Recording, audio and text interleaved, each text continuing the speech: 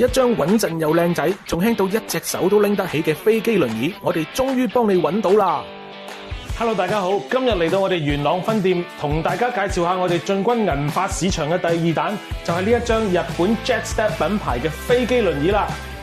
上次介紹完我哋熱賣嘅 Rollme 3合1電動輪椅，有好多老友記同埋照顧者就問我，有冇一張更細更方便嘅手動輪椅啊？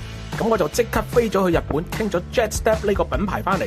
呢張就係佢哋最新研發嘅飛機輪椅。乜嘢叫做飛機輪椅啊？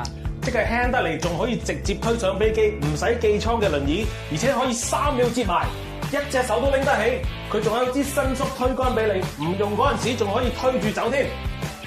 不過我覺得一張輪椅最重要嘅都係要靚，車架用咗輕巧又實淨嘅鋁合金，加上碳纖紋理，配搭灰色嘅坐墊同椅背，簡直係將日本人嗰種簡約美學發揮到淋漓盡致。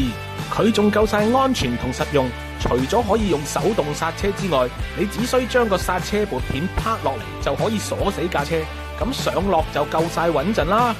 佢個後轆仲用咗中空嘅蜂窩設計去加強佢嘅避震，行走嘅時候個老人家就更加舒服啦。椅背嘅地方仲有個收納袋，方便你擺啲隨身物品。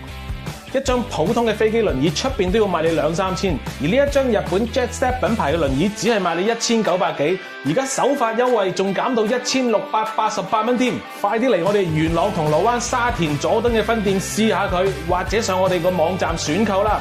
第一批貨得50張咋，賣晒又要等下一批噶啦。